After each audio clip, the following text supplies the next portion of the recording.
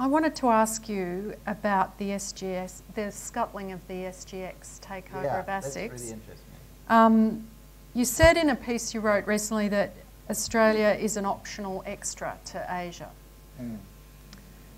except for resources. Yeah, except for resources. So, if you're Asia, look, Asia's busy pursuing all these opportunities. Are we complacent? Yeah, absolutely. And in what way? What's happening? What are we doing? Because we've got a great market ready on the doorstep for commodities that we have in abundance. So for now, particularly iron ore, coal, and gas seem to be the it's the old lucky country thing, or And, my view is the Singapore Stock Exchange thing. The shocking thing was that no one here stood up publicly to argue the case. You know, only Graham Bradley at BCA, but he's on a board in Singapore. We ran an essay. Yeah, you ran an essay. That's right. It's good. But mostly, Mike Smith again. This is something I've very often said. The top 200... We have someone from the ANZ here, so... I always say good things about ANZ. But, the top 200 companies in Australia, how many chief executives or members of main boards have lived and worked in Asia? I would say, apart from Mike Smith, I'm not sure that there's any. This is really a shock. Go through the members of the boards. I've done this sometimes, and people... Almost none. If you're in America, chief executive or members of main boards, in other words, who's in the room when the decisions are made? Yeah. All of these companies have got Asian GMs or MDs who come in, brief, and then go out.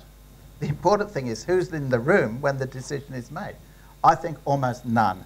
Compare this with the United States, where US would have a lot of people, say, who've worked in Brazil and Mexico, places in their big market there. And I think it's quite shocking, really, that we don't have people who've got real understanding of our main export market and potentially investment market. That's why we invest so little. We invest less than a quarter in Asia, although it's 56% of our exports.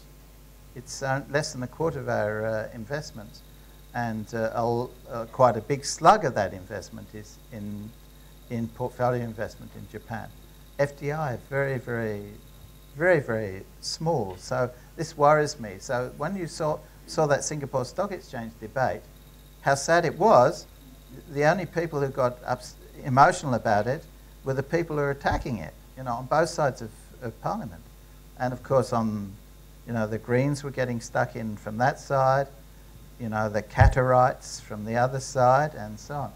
And I'm afraid I thought that was a very, very interesting look into how Australia has stepped back from reform, stepped back from internationalisation in the last few years. From the mid-80s, for about 20 years, we had a period of reform and internationalisation. Australia is now entering a period of domesticisation or whatever, domestication, and stepping back from engagement with the region. I think it's getting less, not more. We're seeing, your colleague Jenny has highlighted cuts. We're seeing cuts to government involvement in Asian languages and so on. So I think certainly there are less people at universities who are involved in Asia. So we're seeing gradually cut back. And the Singapore Stock Exchange, Wayne Swan said some ridiculous things, He said, getting involved with Asia in Singapore is not really getting involved in Asia. As if where is Singapore? And he said, but we'll wait for something. We're still open. Something else will come along. This is the she'll be right attitude. And he said no-brainer or something. It was sort of fairly offensive. No, well, it was fairly offensive. And Singapore is trying to develop an Asia-wide strategy.